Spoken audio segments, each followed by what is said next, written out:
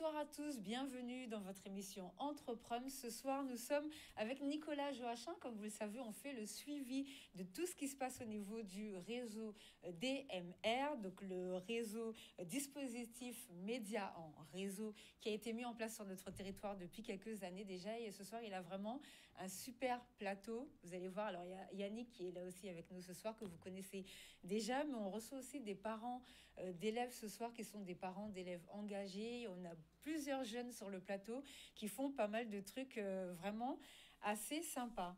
Donc bonsoir à tous d'être présents merci pour votre présence ce soir. Donc nous sommes avec Nicolas Joachim Eugène, donc consultant DMR. Bonsoir Nicolas. Bonsoir Sabine. Ça bonsoir va? la Guadeloupe. Bonsoir tout le monde ici. Très fier d'être avec vous là. D'accord, tout se passe bien pour le moment. Oui, c'est compliqué, mais c'est Zé qui lâche. C'est ça. Voilà. Donc nous sommes avec Yannick Mariano Guzman. Bonsoir. Bonsoir Sabine, bonsoir à tous les téléspectateurs. Ça va, ça se passe bien? Oui, très bien, Dieu merci. Et merci à toi de nous recevoir avec des jeunes et des parents engagés, comme il y en a beaucoup en Guadeloupe et comme il y en a beaucoup aussi qui ont besoin d'être motivés par eux. D'accord, alors à côté de vous, il y a un parent d'élève qui est monsieur Steve Marie. Bonsoir, vous êtes ingénieur, vous êtes un père engagé. C'est ça, ingénieur bâtiment et depuis cette année aussi engagé dans le club de basket de Saint-François avec Mariano et d'autres. D'accord, alors est-ce que vous pouvez vous présenter puisque les téléspectateurs ne vous connaissent pas encore vous? D'accord, donc Steve Marie, comme je disais, donc ingénieur bâtiment de formation et aujourd'hui chef d'entreprise. Voilà. Et en plus, donc à côté maintenant coach de la section U13 de l'équipe de basket de Saint-François. Et vous êtes coach depuis combien de temps? À quel moment vous avez décidé de rejoindre cette grande aventure? Alors, donc, le basket, ça a été toute ma vie depuis enfant jusqu'à encore aujourd'hui. Parce que j'évolue encore dans une association, mais pour ceux qui sont passés de l'autre côté, on va dire. SVK, je les salue. Et donc voilà, donc, si vous voulez, c'est que j'ai mes garçons qui évoluent dans le club de Saint-François. Et en regardant donc toutes les catégories, j'ai au fur et à mesure vu des choses qui, de mon œil de basketteur, me piquaient un peu les yeux. Et du coup, je me suis dit, bon, au lieu de rester dans mon coin à regarder, je vais prêter main forte à l'association. Et c'est comme ça que j'ai rejoint les rangs pour apporter mon expertise au basket et plus singulièrement au club de Saint-François. Voilà. D'accord, merci beaucoup. Et de l'autre côté, nous avons Madame Marita Portecop. Et vous êtes institutrice et mère engagée. Oui, Sarita, oui, institutrice et parent engagé qui aide les membres de l'association, parce qu'il faut toujours qu'il y ait des parents, parce qu'on a pas beaucoup de moyens pour le sport ni pour l'école en Guadeloupe, donc et en général, il faut que les parents s'investissent et puis accompagnent leurs enfants, notamment au niveau des matchs et de diverses compétitions. Alors pareil, présentez-vous puisque les Guadeloupéens ne vous connaissent pas non plus, donc pour savoir quand est-ce que vous êtes engagé, comment ça se passe pour vous? Alors, donc moi je suis enseignante à une école de Saint-François, Christophe Photo. D'accord. L'engagement au niveau du sport, c'est depuis tout le temps, parce que moi j'ai fait différents sports aussi, comme mon fils avant. Et depuis qu'ils sont nés, ils sont dans le sport aussi, donc je les accompagne. Donc surtout lui quand même, parce qu'il a beaucoup d'énergie. Les autres aussi sont dans le sport. Il y en a 2 qui sont en l'autre qui est au foot. Et lui, il avait commencé avec le foot. Ensuite, il a fait du rugby, du basket et du hand. Et là, il est sur le basket et le hand. D'accord, alors merci beaucoup pour votre présence ce soir. Et comme vous le voyez, on a pas mal de jeunes sur le plateau et on va les faire tourner pour vous les présenter au fur et à mesure. Et ils ont déjà du bagou. Moi, je vous dis, il y a déjà plein de trucs là qui s'est dit hors antenne comme d'habitude. Donc, on va commencer déjà avec Wen Fleurival et Kétan Saint-Marc. Bonsoir à vous, messieurs. Bonsoir. Alors, allez-y, présentez-vous. Allez, on va commencer. Bonsoir, je suis Wen Fleurival. J'ai 14 ans. Et je fais du basket au club de Saint-François et du hand aussi à l'infini. Le sport, c'est toute ma vie. Enfin, pas que, parce qu'il y a aussi d'autres activités à côté, comme l'école et le caté, parce que je l'ai à l'église aussi. Et c'est très technique de tout faire en même temps, parce que la semaine, on ne peut pas tout enchaîner. Heureusement, ma mère est là pour m'épauler. Elle m'emmène toujours partout dès que j'en ai besoin pour acheter des chaussures pour le basket ou les ballons de hand. Ben voilà. Alors déjà, félicitations parce que deux sports, surtout pour être doué dans les deux sports, d'après ce que nous a dit Yannick tout à l'heure, mais il va nous en parler. Vraiment, c'est très bien. Moi, j'encourage encore. C'est génial. Et après, si c'est pour devenir professionnel dans les deux sports, pourquoi pas? Après tout, en Guadeloupe, on est terre de champions. Donc moi, j'encourage vraiment dans ce sens. Et Kétan, alors bonsoir. Bonsoir. Alors moi, je m'appelle Kétan, c'est Marc Simon. Je suis dans le Tu peux te reculer. Alors, on continue, on oublie ça. Je m'appelle Kétan. Uh-huh. Je suis au collège de Sainte-Anne, à Eugène Issap. Je fais partie du club de basket SFB que je rejoins cette année. Mm-hmm. Et visiblement, tu es polyglotte en plus. Quoi? Tu parles plusieurs langues. Non, j'apprends. Ah, tu apprends. Alors, qu'est-ce que tu apprends comme langue en plus? J'apprends l'anglais et l'espagnol. Ah, bah c'est déjà bien. Donc ça, franchement, c'est vraiment une bonne chose. Alors, est-ce que Yannick peut nous parler de ces deux jeunes messieurs qui sont en plateau avec nous ce soir déjà? Clayton, il vient tout juste de commencer le basket. Et c'est quelqu'un qui progresse très vite puisqu'il a très envie. Et selon ce que j'ai compris, même au foot, il est très bon aussi au foot. Wayne, malgré sa petite taille, c'est le briseur de cheville. Il fait les joueurs adverses tomber avec ses dribbles. Et au handball, il est en détection. C'est des jeunes. C'est vrai que des fois, même pour moi, c'est un peu sportif de les entraîner parce que c'est content, on va dire, les entraînements avec eux. Mais on prend beaucoup de plaisir avec eux, c'est surtout ça, ouais. D'accord, ça fait plaisir. Et alors, quel âge tu as, Kétan? J'ai 14 ans. Bien aussi. Et à l'école, ça se passe comment? Est-ce qu'on arrive à gérer, comme disait tout à l'heure le collègue Wen, est-ce qu'on arrive à gérer le sport, l'école, surtout s'il y a deux sports aussi en apprentissage? J'ai arrêté le foot. Ah, alors, raconte-nous tout ça. En fait, avant, je faisais du foot et j'aimais bien ce sport. Mais il y a eu beaucoup de personnes de mon entourage qui m'ont conseillé d'aller au basket. Et en plus, comme je regardais que j'avais quand même des joueurs que j'aimais bien, que j'appréciais beaucoup, j'ai testé et il s'avère que j'ai accroché à ce sport. Plus qu'au foot. Oui, donc ça, c'est intéressant de savoir ça. Oui. Et par contre, à l'école, c'est compliqué à gérer.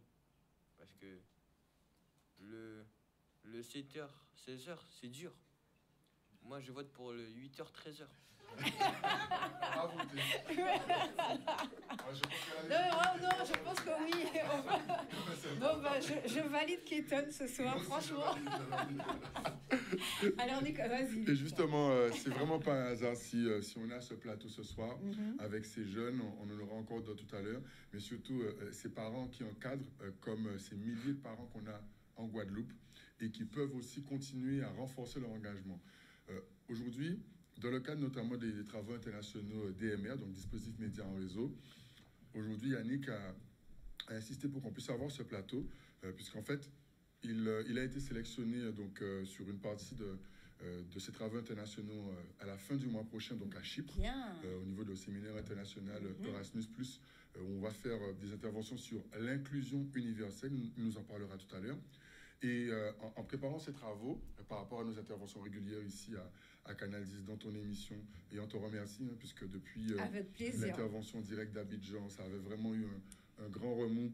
Et on verra tout à l'heure. C'est vrai qu'on montre que l'expertise d'ici est suivie à l'international. D'ailleurs, je reviens d'il y a quelques jours à Saint-Martin et Saint-Martins, où quelque chose d'important se prépare, j'en parlerai tout à l'heure, sur la coordination de nos îles et territoires isolés. Mais pour revenir à ce plateau-là, Yannick, dis-moi que nous ne pouvons pas faire plateau si pas nous bitin pour valoriser cette Simona et valoriser ça qui a préparé pour la suite. Et donc, effectivement, on peut l'applaudir pour aujourd'hui. C'est par rapport à sa détermination. Donc, il a été sélectionné sur l'action de Chypre, mais faut bien comprendre une chose, c'est qu'à l'international, quand les gens ont vu les différents reportages qu'il y a eu sur le fait que ces jeunes ont été l'année dernière double champion dans 2 catégories différentes, donc dans le 3x3 plus la ligue normale, avec donc Yannick comme entraîneur. À l'international, les gens se demandent comment on fait en Guadeloupe. Ouais, surtout qu'on n'a pas de structure, tout le temps ils nous le disent. Voilà. Mais nous, ni moun qu'a fait débuter. Et au départ, ils ne me croyaient pas en fait. Quand je leur disais, oui, mais mon collaborateur, il est aveugle, il a entraîné les jeunes et ils ont gagné dans 2 catégories. Après, vous dites, il fait 3e, 2e, ils ont gagné les 2. Et ils sont là ce soir, ces jeunes-là en partie. Félicitations. Donc l'idée concrètement, c'est de se dire, tiens, on a des principes qu'on applique, il faut pouvoir les normaliser, notamment l'inclusion universelle dont on va parler au fur et à mesure des mois qui arrivent, mais surtout se rendre compte qu'elle laisse à prendre des initiatives. Et là, je m'adresse aux parents, à ceux qui sont dans le monde de l'éducation, dans le monde de la culture, dans le monde du sport, quel que soit le domaine où vous êtes. Vous avez une expertise que vous pouvez transmettre à ces générations qui sont là, donc parmi nos enfants, et si on n'en a pas, parmi Timoun, à Moun qui est avec nous. D'accord ? Et il y a de quoi faire. On peut aussi décider de rester à juste commenter. Vous dire, ouais, gars, ça pompe pas faille. Il y aura faut qu'on ait l'argent là. Restez parler. Même parole. On connaît déjà. Même parole un peu sans dire de gros mots. Oui. Mais en gros, aujourd'hui, on a la possibilité aussi d'agir. Et ce soir, on a un plateau qui montre ça, aussi bien avec des forces vives, des jeunes qui, justement, nous montrent qu'ils sont pleins de vie et capables de passer d'une compétition à une autre dans la même journée. Boga sorti fin match à basket là, et cadre ça dans d'autres compétitions à handball. Qui n'a rien à voir. Qui n'a rien à voir. Et gagner des mondes, même on sait, il ne peut pas faire. C'est ça. Donc aujourd'hui, se rendre compte de ce potentiel-là et que nous, à notre modeste hauteur, en tant que parents, en tant qu'intervenants de l'éducation, du monde sportif, de la natation, tout ça, j'ai tous une opinion qu'elles ont fait. Et c'est de ça que nous, on va parler au niveau des différents travaux internationaux et des échanges d'expertise. Yannick pourra en dire aussi un petit mot. C'est pour ça qu'on est là ce soir. Ben justement, on a une vidéo. Alors, c'est la 2e vidéo on va montrer quelques 30 secondes, à peu près 1 minute, pour que vous puissiez voir ce qui a été fait à Abidjan. D'ailleurs, on a déjà fait nous-mêmes. Voilà, on est en direct. Et merci encore. Exactement, d'Abidjan. Et c'est vraiment un plaisir, moi, pour l'émission. Mais Yannick, on se connaît déjà, ça fait des années qu'on suit le parcours, qu'on suit l'évolution. Moi, je trouve que c'est très important et je suis contente que les Guadeloupéens évoluent et qu'on continue et que de toute façon... Et ils sont nombreux. On voit Jean-Paul Kiko au niveau de l'association Guajeka, qui est ambassadeur au Bénin. Franchement, nous sommes là armés, c'est tout le continent là, et bref, on nous garde ça. Alors, est-ce qu'on peut avoir la 2e vidéo et on revient juste après?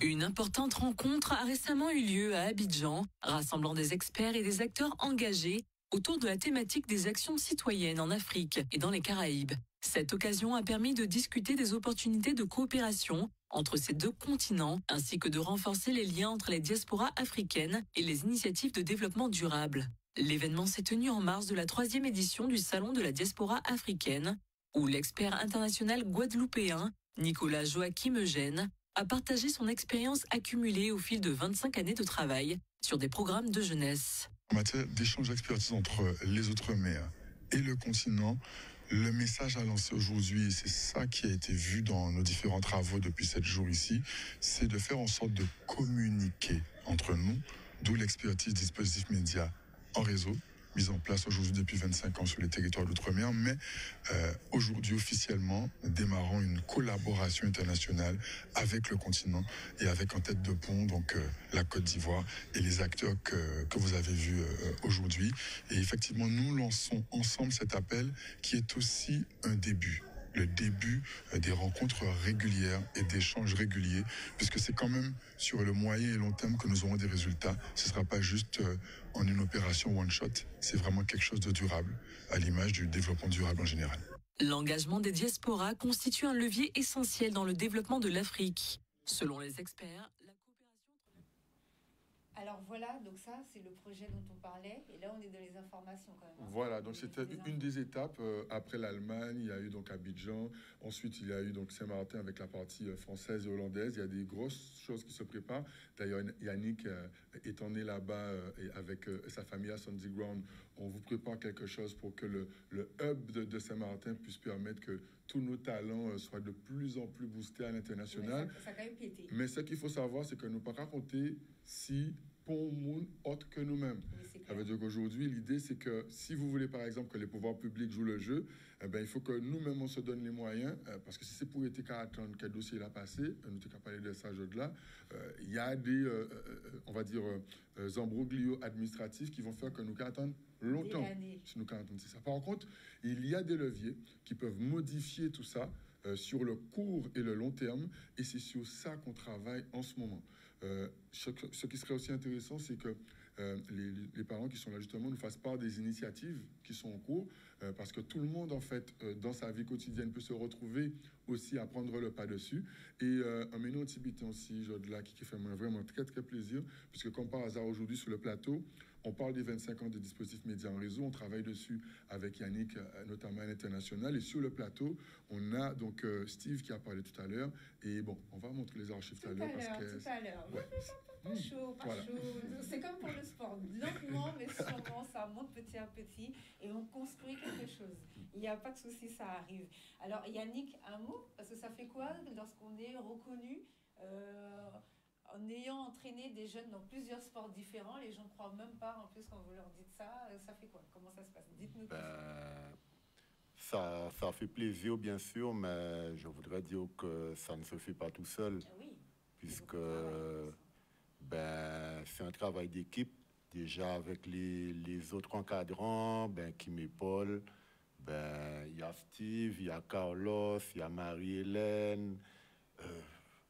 J'en oublie. Il y a aussi les gens du bureau. Je remercie beaucoup Odile, qui est au four et au moulin. Donc, c'est des personnes, en fait, qui facilitent la tâche, vous voyez. Sans eux, je pense que je n'aurais pas pu. Mais il y a aussi les enfants, puisque moi, je dis que je ne les entraîne pas, on fait un travail d'équipe, on est dans la même équipe, vous voyez. Et si ils n'ont pas été d'accord, ils n'ont pas été fait, tu vois. Et, en fait, aujourd'hui, j'ai voulu, par exemple, que Madame Sarita, elle est là, mais en elle, on voit toutes les mamans et tous les papas qui, Dieu merci, merci à eux, nous font confiance, parce que je suis papa, je sais que c'est pas facile, nous font confiance avec leurs enfants, mais en plus sont là, nous aident. Je peux vous dire que pour aller au match, des fois, c'est des galères, et sans eux, il n'y aurait pas eu de match. Donc, merci aux parents, et en plus, elle, en tant qu'institutrice, c'est quelqu'un que j'ai déjà vu faire beaucoup de choses, gros cas pour les enfants, vente de choses artisanales qu'ils font. Donc, je la laisserai en dire quelques mots dessus, puisqu'en fait, c'est des choses que beaucoup de parents font, mais qui ne sont pas mis en lumière, oui. Et il faut le faire. C'est vrai que c'est tellement naturel pour nous, je m'inclus dedans, parce que moi-même, mon fils faisait du basket au gosier, donc c'est tellement naturel pour nous d'accompagner les enfants, d'aller en sortie avec eux, etc., de choses que c'est vrai qu'on n'est pas mis on n'est jamais mis en valeur, nous. Qu'est-ce que c'est que cette histoire? C'est à eux qu'on rend hommage ce soir, parce qu'à l'international, quand on est reconnu, c'est pour ça. Et de plus en plus, ce sera pour ça. Donc, tous les parents qu'il y a autour de nous, n'hésitez pas à les encourager. Peut-être c'est... Après, peut-être pour mon pour parler baillot, pour mon pour tenir la main, tu vois.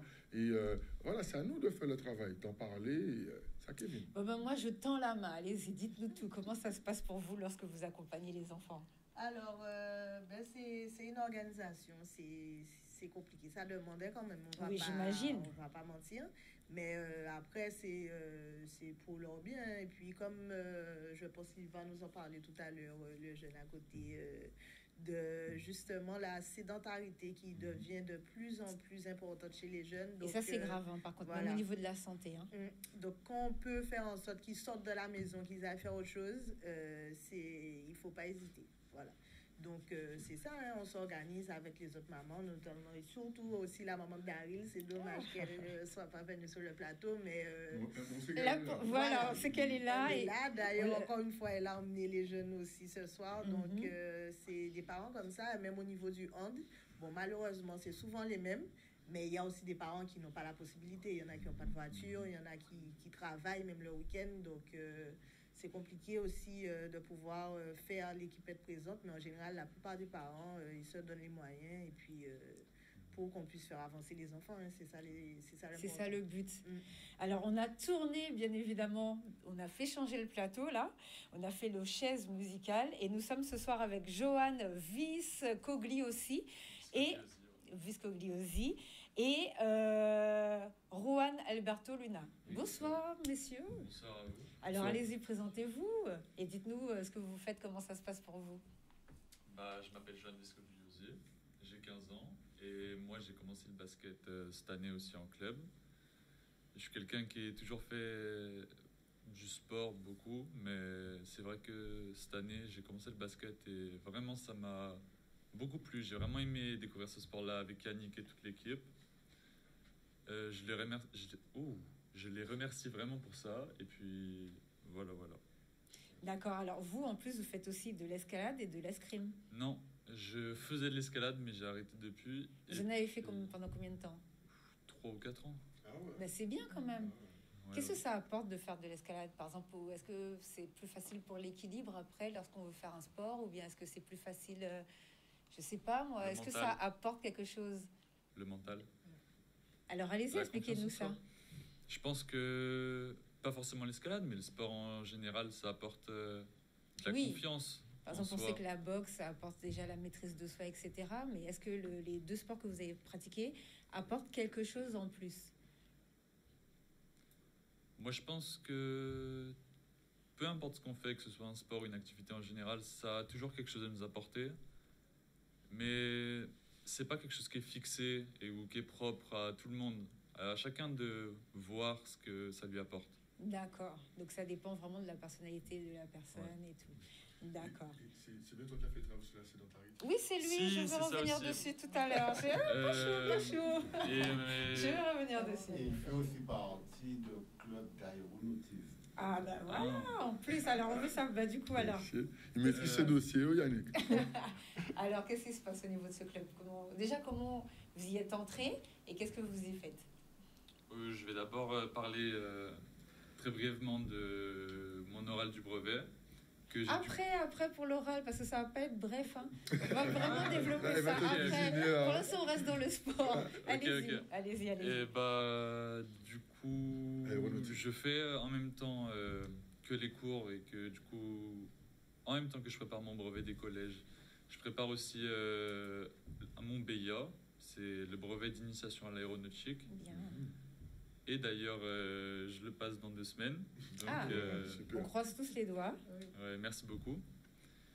Et oui, j'ai donc suivi ce programme-là cette année avec mes professeurs au sein du collège. Et voilà. Et qu'est-ce qu'on y apprend pour les gens qui veulent découvrir ce que c'est? On y apprend quoi concrètement? Concrètement, c'est beaucoup de théories sur l'histoire de l'aéronautique. En gros, comment ça fonctionne, les grands principes, etc. C'est vraiment pour ouvrir au métier de l'aéronautique et à ce domaine-là, quoi. D'accord, merci beaucoup. Et alors vous, comment ça se passe et qu'est-ce que vous faites? Dites-nous tout. Bonsoir, je m'appelle Ronald Botouna, j'ai 14 ans. Je suis au collège Alexandre Macal. Je suis en classe de 3e. Moi, je fais du basket du coup depuis 3 ans maintenant, grâce à Yannick surtout aussi. Je le remercie. Parce que ça a été le coach qui a cru en moi dès le début et qui m'a permis d'évoluer en tant que personne et aussi en tant que joueur. Et je voulais le remercier aussi surtout pour m'avoir soutenu dans des choix ou m'avoir conseillé aussi en dehors. Parce qu'en dehors du sport, même en dehors du sport, il a toujours été là. Et voilà. D'accord, alors visiblement, vous êtes un peu le moteur du groupe, c'est bien ça Yannick? Oui, son surnom c'est le MVP, ça veut dire... Most Valuable Player, c'est le meilleur joueur, ça veut dire. En fait, c'est un prix qu'on donne en général au meilleur joueur de la saison et c'est son surnom. Et en fait, à part de bien jouer au basket, ben, c'est un leader naturel pour l'équipe. On va dire qu'il a ça en lui, quoi. Voilà. D'accord, alors c'est bien. Et alors, quand vous avez rejoint comment ça s'est passé exactement, le parcours? Est-ce que vous faisiez déjà du sport avant ou est-ce qu'un jour vous vous êtes dit, je teste le basket? De base, oui, je faisais du sport depuis tout petit. En avant, je faisais du baseball et du foot après, du coup, quand je suis arrivé en Guadeloupe. Et du coup, on m'a conseillé de faire du foot par rapport à que j'avais, pas principalement du talent, mais au propos qu'ils avaient besoin de moi surtout. Et après, j'ai arrêté le foot, du coup, dû à que c'était pas vraiment quelque chose qui me passionnait. Et c'est après où, du coup, j'ai découvert le basket grâce à un ami. Vous faisiez du baseball? Oui. Donc c'est le fameux sport américain. Oui. Alors comment ça se passe quand on fait du baseball, que les gens sachent un petit peu? Parce qu'en général, on voit ça que dans les séries et dans les films. Donc alors, allez-y. En fait, au début, ça a été compliqué, bien sûr, comme chaque personne qui commence un sport. Et du coup, après, j'ai réussi à avoir des prix comme meilleur joueur aussi en tant que baseballeur. Bien. Mais du coup... Alors que dans les séries, on voit qu'ils n'arrivent jamais à toucher la balle. Hein. Donc c'est bien pour avoir les prix. Du coup, sinon, après, autant au-dessus du baseball aussi, les entraînements avant, ils étaient durs parce que avant, on devait commencer demain. Les temps avant, ils étaient durs, assez durs. Mais j'ai pu ne manquer de rien, Dieu merci, donc ça va. Bon, franchement, super. Et vous, en tant qu'accompagnateur, là, quand vous voyez tout ce que font les jeunes, qu'est-ce que vous en pensez? Non, ça fait plaisir. Et puis, surtout au regard de l'actualité de ces derniers temps, il faut qu'on soit quand même conscient que le sport peut vraiment être quelque chose qui sort nos enfants de la rue. Oui. Un, les sort. Et deux, ne leur laisse pas la loisiveté qui pourrait les laisser dériver vers la rue. Et donc, moi, le sport dans ma famille, ça a toujours été quelque chose de fondamental.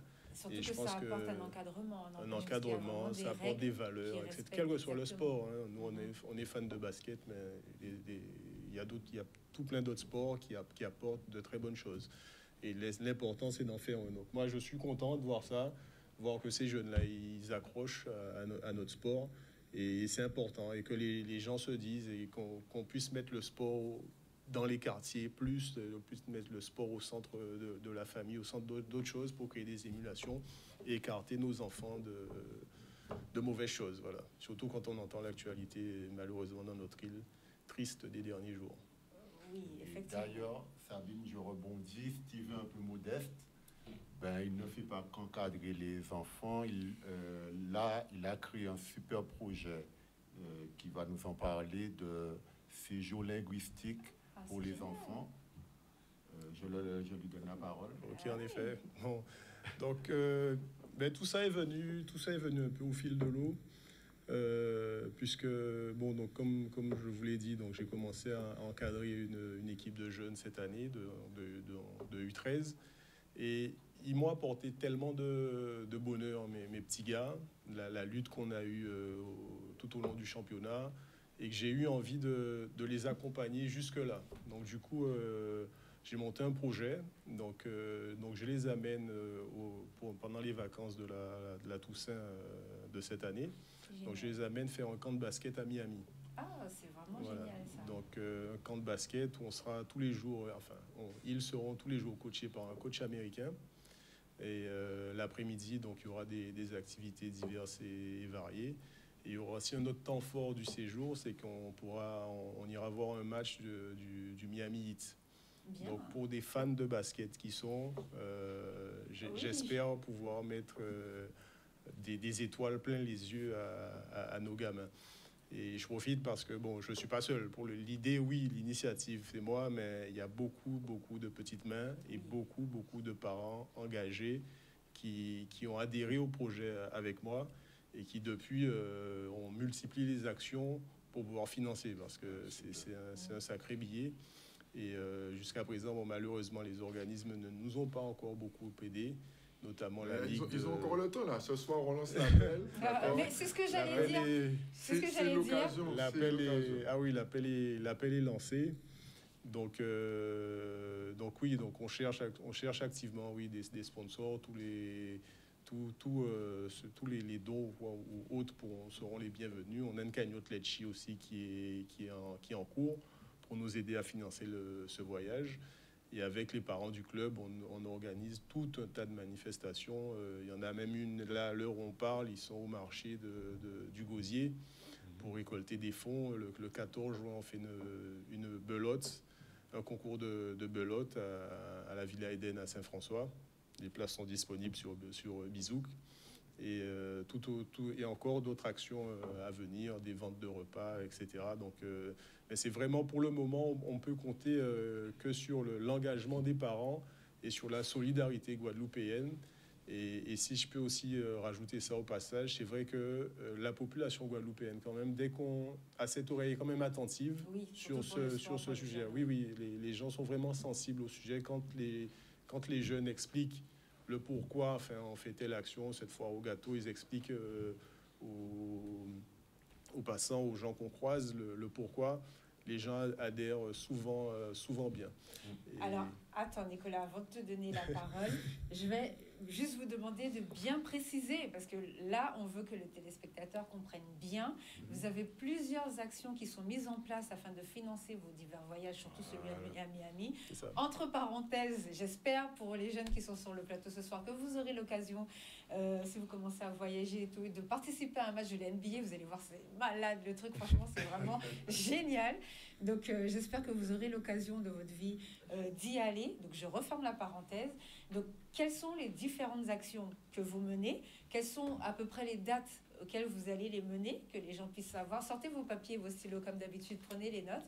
Et pour le lire, mais voilà, les petits papiers là, au casser et ça là-bas, du Pomoulaïen.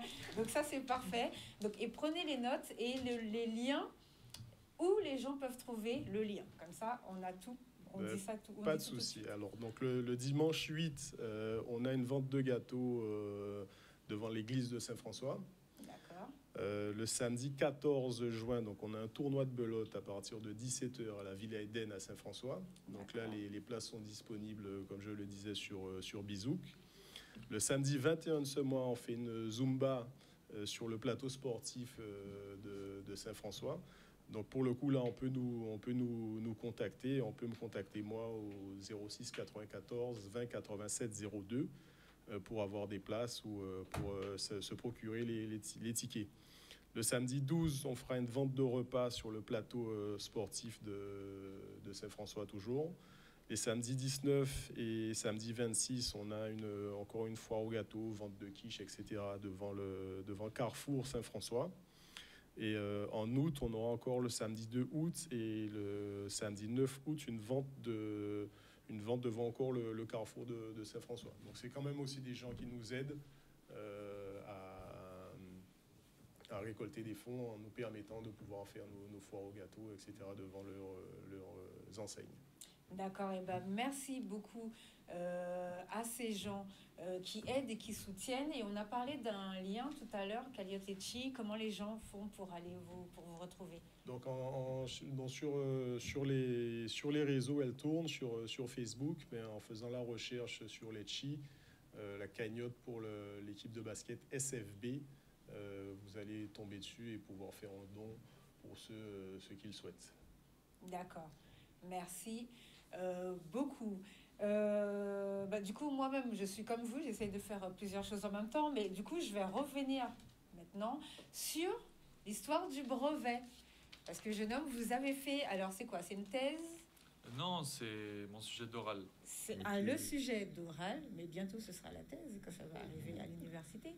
Donc, vous avez fait un sujet d'oral sur la sédentarité des jeunes. Alors, est-ce que vous pouvez nous expliquer tout ça en détail, s'il vous plaît? Eh ben, moi, pour mon oral du brevet, j'ai donc choisi de présenter ce sujet-là parce que je pense que c'est un sujet qui touche finalement pas mal de jeunes et je me sens concerné personnellement du coup. Oui, en vrai, vrai, c'est un réel problème, tant sur le plan mental que physique. Et je trouve que c'est important d'en parler. C'est important de parler du sport, de parler des actions du sport. Et voilà. Et pour ceux qui ne savent pas ce que c'est que... Oui, on va expliquer. Ouais. La sédentarité, en gros, qu'est-ce que c'est? C'est le temps qu'on passe à rester inactif. C'est pas forcément le fait de ne pas faire de sport. En fait, c'est plus large que ça. C'est vraiment le fait est que on reste inactif pendant de longues périodes et que on fasse pas forcément d'activité. Alors, et je précise que le sujet, moi je trouve que c'est un très bon sujet, donc félicitations. Merci. Et c'est un point qui touche vraiment, en tout cas au niveau hexagonal, je ne sais pas comment ça se passe dans les autres pays, mais au niveau français, on va dire, donc l'hexagone plus les outre-mer, c'est un sujet qui est un vrai sujet. C'est-à-dire que même le gouvernement a essayé de faire des clips pour dire aux parents, il faut faire bouger vos enfants, ne pas les laisser trop devant la télé, ne pas les laisser trop devant les jeux vidéo, parce qu'au niveau de la santé, ça veut dire que nos enfants, si on continue comme ça, puisque c'est ce qui est en train, l'espérance de vie est en train d'aller en déclinant, ça veut dire que nos enfants vont vivre moins longtemps que nous si on continue à les laisser dans la télé, dans les jeux vidéo, etc. de choses. Donc après, c'est vrai que c'est pas forcément simple pour les parents, peut-être, je ne sais pas, de forcément lire des histoires, emmener l'enfant au sport, etc. Alors, Clayton a un sujet à nous poser, on va prendre la question tout à l'heure, mais c'est vrai que selon les différentes études qui sont sorties, donc le manque d'activité et l'excès de sédentarité, ça pose, comme je disais, un problème de mortalité et de comorbidité plus élevé pour les jeunes qui viennent. Ça veut dire qu'à 40 ans, 50 ans, ils n'auront pas le cœur aussi solide que nous, nous, on était obligés d'aller jouer dehors, hein. Donc on était obligé d'aller jouer dehors. Pas tenir à rien d'autre. Si nous va jouer dehors là. Et le matin, quand tu es ici, il faut aller s'occuper des bêtes. Ouais. Et l'après-midi, quand tu sors de l'école, tu fais un coup de Club Dorothée. Et après ça, tu vas jouer dehors. Et puis voilà, alors allez-y. Mais c'était le mercredi après-midi. C'est ça. C'était pas tout le temps. C'était pas tout le temps. Alors que maintenant, les écrans, pour les enfants, ils sont vraiment tout le temps dedans. Donc, c'est un problème qui devient un problème. En fait, on empoisonne nos propres enfants dans cette histoire de télé, de jeux, et en ne pas les faisant faire assez d'activité physique. Vous vouliez préciser? En plus, vous êtes institutrice. Oui, non, mais c'est un gros problème maintenant. Et puis, ça se retrouve aussi, quand vous parliez des conséquences par rapport aux écrans, ça se retrouve lorsqu'on les a dans les classes, parce qu'ils sont de moins en moins attentifs. Parce que comme ils ont l'habitude de toujours zapper, swiper, etc. Ça joue sur le cerveau, on rappelle. Donc, quand vous essayez de faire une activité avec les élèves en classe, c'est de plus en plus compliqué parce que leur attention devient de plus en plus restreinte. Donc, c'est compliqué. Il faut s'adapter, il faut les intéresser de plus en plus. Et puis, essayer aussi de les faire bouger. Parce que même si on sait qu'à l'école, en général, on est dans une classe et qu'on est assis, mais justement, c'est essayer aussi de faire du sport, de faire autrement, de les mettre en groupe pour qu'ils aient l'habitude de s'entraider. Ce qu'on retrouve dans le sport, c'est pour ça que tout à l'heure, lorsqu'on parlait des valeurs du sport, il y a ça aussi, ça leur permet d'avoir un cadre, de respecter des valeurs, mais aussi d'apprendre à jouer en équipe, à jouer ensemble. Et c'est vrai qu'on ne l'a pas forcément dans le sport individuel, mais les sports collectifs, c'est important pour les enfants. Surtout que de plus en plus, ils sont dans leur écran, donc ils sont tout seuls, en fait. Et c'est vrai que l'école et aussi le sport aident à la socialisation. Et on voit de plus en plus les dérives au niveau des écrans parce qu'ils ont le moins en moins de vocabulaire déjà pour commencer. Oui. Parce qu'il n'y a pas assez de lecture, par contre, ça, pour le voilà. Et du coup, alors, quand on ne parle même pas de l'orthographe, parce que là, voilà, c'est de plus en plus compliqué. Donc, non, il ne faut pas laisser ça tomber. Oui, je suis d'accord, mais laisser ça tomber, on n'en parle pas. C'est trouver des méthodes pour les intéresser, parce que c'est vrai que quand vous venez avec, si on reste comme on nous faisait, nous, qu'on était à l'école avec les leçons... comme ça, de but en blanc, où c'est très... Enfin, les enfants trouvent ça, voilà, très ennuyant. Donc, on est toujours en train de chercher un moyen d'arriver à les attraper, à les intéresser et à faire en sorte qu'ils progressent, quoi. Et on peut le faire, justement, dans le sport, parce que nous, en général... si, par exemple, moi, je vais faire une activité, on a travaillé sur les angles, donc là, je vais leur dire, bon, au lieu de dire de viser le coin du camp hand, on va leur dire vise l'angle droit, ou etc.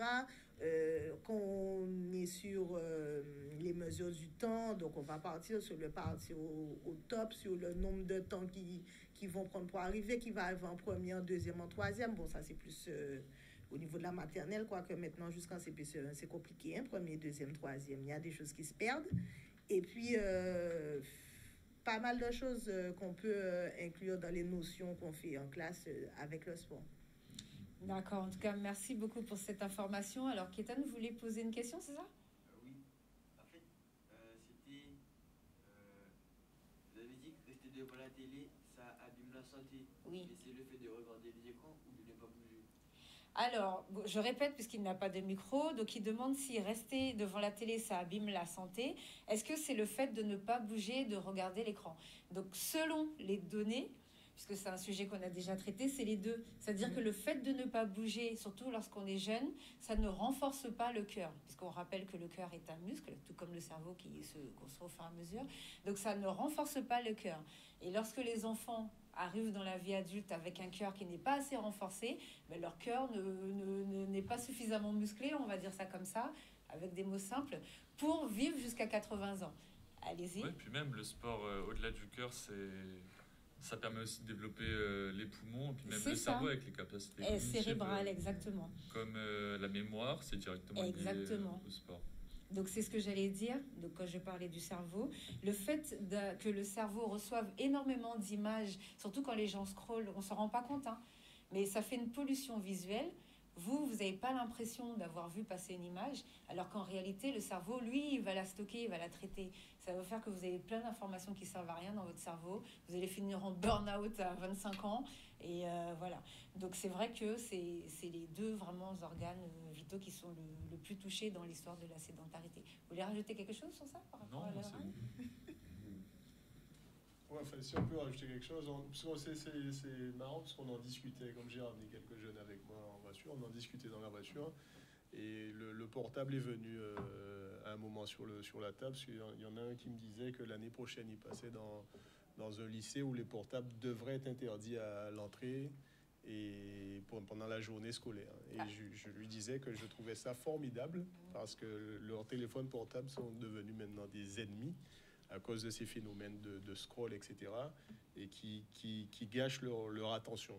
Et malheureusement, donc, ils ont de plus en plus de mal, à se concentrer, etc. Et même à dormir, parce que le cerveau a trop de trucs à traiter. Trop de trucs. Pic de dopamine, chaque vidéo, dopamine, et puis du coup, on n'arrive plus à rester focus en classe pour se concentrer sur un sujet pour suffisamment longtemps. Donc, danger.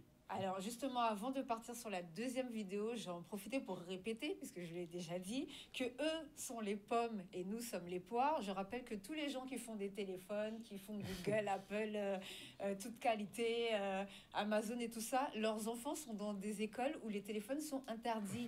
Ça veut dire qu'eux-mêmes savent que ce qu'ils vendent à la société n'est pas bon pour la société. Et donc... aux parents de prendre la décision de savoir ce qu'ils font pour leurs enfants. On va partir sur une vidéo. Alors justement, ce serait plus une illustration, si jamais c'est possible qu'on puisse commenter en plateau pendant que ça passe, parce qu'en fait, c'est des images d'archives d'il y a quelques années, et il n'y a pas vraiment de commentaires dessus, et j'aurais fait le... Donc il faudrait la passer sans le son. Ouais, sans le son, et j'aurais fait quelques petites précisions. Donc si jamais tu permets, je peux commencer tout de suite en attendant que ça passe. Bon, bah d'accord, donc pendant qu'on parle... Voilà, à n'importe quel moment, il pourra mettre. Merci beaucoup pour la régie. Alors, on disait qu'aujourd'hui, avec Yannick et d'autres collaborateurs à l'international, on fait le bilan des 25 ans d'expertise. Mais ça a commencé il y a très longtemps, donc après l'élection de M. Guadeloupe. Et qui est Nicolas, notre animateur, je précise, parce que je lui dis félicitations. Oui, mais pas que. De l'autre côté, tu as aussi M. Guadeloupe. C'est ça, le président et le vice-président. Enfin, l'élu et le vice-élu. Et donc, du coup, là, par exemple, dans les images d'archives qu'on a en ce moment, c'était des activités qu'on faisait à l'époque avec des enfants, des cours de soutien scolaire, des activités. Donc là, on voit Steve à l'époque avec Samsung McPherson, avec tous ces enfants qui étaient suivis. On salue Élodie Moison, on salue toutes ces personnes qui, durant des années, dès les années 2000, ont contribué. Là, on était dans les locaux de l'ASCA, donc Association de solidarité et création d'activités. Là, c'est encore Steve qui accompagne les enfants. Tout ça pour vous dire que pendant que les images déroulent, partout en Guadeloupe, pendant des décennies, beaucoup de choses ont été faites. Et aujourd'hui, ce qu'il faut bien comprendre, c'est qu'on a des choses, pour l'instant, qui nous arrivent dans notre société. On a nos enfants, on a les enfants de nos amis, on a fait tout ce qu'on pouvait pendant des années. Mais maintenant, la chance qu'on a, c'est qu'en Guadeloupe, on a pu développer des stratégies de survie. Là, on voit par exemple les enfants avec qui on faisait les cours de soutien, ils sont tous grands aujourd'hui, ils vont certainement avoir des familles qui vont les reconnaître à l'écran tout à l'heure. Aujourd'hui, concrètement, on a 25 ans de recul sur des choses qui nous ont permis de survivre jusqu'à aujourd'hui, de survivre à tout ce qui est souci de millefeuille administratif, souci de gouvernance politique, puisqu'à chaque fois qu'une nouvelle gouvernance vient, finalement ça chamboule tout et il faut reprendre de zéro. Tout à l'heure, on aura dans les prochaines images des images de Julien Babel, notre collègue actuellement à la première, c'est lui qui est juste au fond là-bas. Là, c'était les cours de soutien qui se poursuivaient donc, par la suite. Bref, ces images-là, ça date des années 2000, donc 2003. Et tout à l'heure, si jamais ça coupe pas, on pourra voir aussi Amiralty à ses tout débuts, puisqu'il était aussi parrain de ces actions caritatives où on remettait donc des denrées alimentaires à l'époque avec Steve aux familles nécessiteuses. Là, on a une des responsables des associations d'insertion qui était interrogée par rapport à tout ce suivi. Tout ça pour dire qu'on l'a bien fait, c'est toutes ces décennies. Et aujourd'hui, l'heure est venue de modéliser tout ça, continuer à prendre nos responsabilités, regarder ce qui a marché, regarder les nouvelles pratiques pour que justement, même si l'hécatombe va continuer par rapport à certaines choses, parce que ni des bulletins, forcément, les conséquences vont arriver. Mais beaucoup de gens ont agi, beaucoup de gens ont fait des choses sur le terrain, partout sur l'archipel. Et aujourd'hui, Steve ne savait pas que j'allais diffuser ces images-là. Donc c'est une surprise pour lui. C'est la première fois qu'il les voit. Et en gros, tout ça pour dire que tous ces enfants qui aujourd'hui, pour la plupart, sont sûrement pour certains chefs d'entreprise, pour d'autres un peu ailleurs, l'idée, c'est que c'est des actions de terrain comme ça qui se sont échelonnées durant ces 25 années. Et si on peut revenir au plateau maintenant, ce que je vais profiter pour dire solennellement, donc en présence de Yannick Mariano, qui sera du coup à Chypre pour la clôture de ses travaux dans quelques temps, c'est que concrètement, on a l'occasion de prendre nos responsabilités dans la société civile. On a l'exemple aujourd'hui au niveau du monde du sport.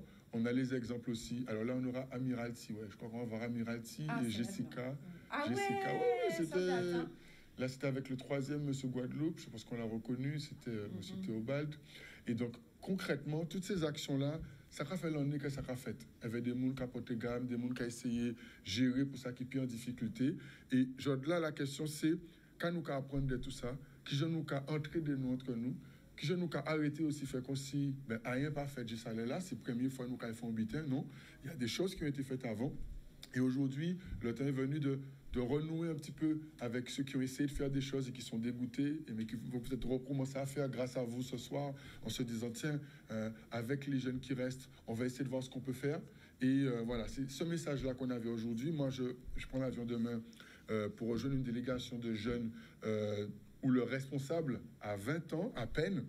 Et écoutez bien, ça c'est fait. Hein, parce que justement, on aura l'occasion de t'envoyer des vidéos pour d'autres trucs. Bien sûr qu'on va suivre demain, c'est eux qui organisent pour une délégation entre aujourd'hui et demain, des jeunes de Mayotte, de Martinique, de la Guyane, de la Réunion, enfin au moins 5 territoires d'outre-mer.